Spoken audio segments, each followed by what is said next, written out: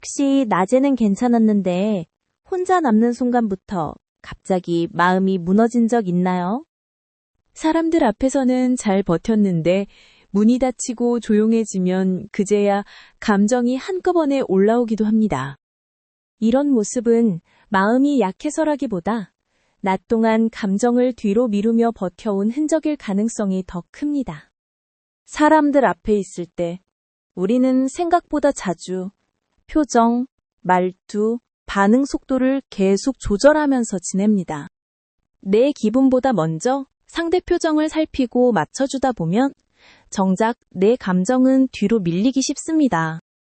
그래서 그 순간에는 멀쩡해 보여도 마음속 피로는 조용히 쌓이고 나중에 안전한 시간에 드러나곤 합니다. 혼자 있는 시간이 힘든 사람은 혼자가 싫어서만이 아니라 그제야 감정을 느끼게 되는 경우가 많습니다.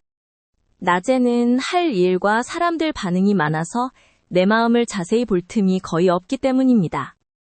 하지만 집에 돌아와 아무 말도 하지 않아도 되는 순간이 오면 눌러둔 감정이 자리를 차지하기 시작합니다. 별일 없던 하루였는데도 괜히 허무하고 눈물이 날 것 같고 마음이 텅 빈 듯 느껴질 수 있습니다. 특히 늘 괜찮은 사람처럼 보이려는 분일수록 힘들다는 신호를 바로 못 느끼고 뒤늦게 크게 흔들리기도 합니다. 감정은 참는다고 사라지기보다 늦게 올라오거나 다른 모양으로 나타나는 일이 더 많습니다. 예를 들면 이유 없이 피곤해지거나 작은 말이 유난히 아프게 들리거나 갑자기 아무것도 하기 싫어질 수 있습니다. 낮에는 버틸 수 있었는데 밤이 되면 유독 불안해지는 것도 같은 흐름 안에 있을 때가 많습니다. 긴장이 풀리는 순간 몸이 이제야 안전하다고 느끼면 밀어둔 감정을 꺼내기 시작하기 때문입니다. 그래서 혼자 있을 때 더 무너지는 사람은 실은 감정이 많은 사람이라기보다 평소 너무 잘 버티는 사람일 수 있습니다. 겉으로 차분해 보여도 속에서는 하루 종일 반응을 참고 정리하느라 이미 에너지를 많이 쓴 상태인 거죠. 이런 분들은 누가 옆에 있을 때보다 혼자 남았을 때 오히려 마음의 소리가 더 크게 들립니다. 침대에 누운 뒤에야 낮에 들었던 말들이 다시 떠오르고 그때 못 느낀 서운함이 뒤늦게 올라오기도 합니다. 그래서 스스로를 두고 왜 나는 혼자 있을 때 더 약해질까? 자책할 필요는 없습니다. 오히려 내 감정이 느린 것이 아니라 지금까지 버티느라 뒤로 밀려 있었던 것에 가깝습니다. 중요한 건 무너지는 시간을 없애는 것보다 그 시간이 찾아오기 전에 마음을 조금씩 풀어주는 연습입니다.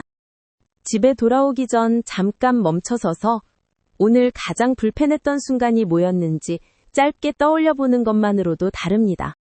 괜찮다고 넘긴 장면을 한 줄이라도 적어두면 감정이 밤에 한꺼번에 터지는 걸 줄일 수 있습니다. 누군가에게 길게 설명하지 않아도 괜찮습니다. 지금 서운했다, 긴장됐다, 지쳤다처럼 짧은 단어만 붙여도 충분합니다. 혼자 있는 시간을 무조건 견뎌야 하는 시간으로 두지 말고 조명을 조금 따뜻하게 바꾸거나 물 한 잔을 마시며 속도를 늦춰보세요. 몸이 안정되면 감정도 덜 거칠게 올라오고 내 마음을 해석할 여유가 조금 생깁니다. 만약 이런 흐름이 자주 반복된다면 나는 약한 사람이 아니라 평소 감정을 미루며 버티는 사람일 수 있다고 봐주세요. 혼자 무너지는 자신을 고치려 하기보다 낮 동안 얼마나 참고 맞춰왔는지 먼저 알아차리는 쪽이 회복에 더 가깝습니다. 지금 내 감정이 늦게 올라오는 중일 뿐이라고. 이 한 문장으로 오늘의 마음을 조금 덜 몰아붙여도 괜찮습니다. 여러분은 혼자 있을 때 어느 순간 마음이 가장 크게 무너지는지 댓글로 남겨주세요. 다음 수요일 영상에서는 힘든데도 감정이 바로 안 느껴지는 사람의 마음 습관이라는 주제로 감정을 못 느끼는 게 무감각이 아니라 버티는 방식일 수 있다는 흐름을 이어서 풀어보겠습니다.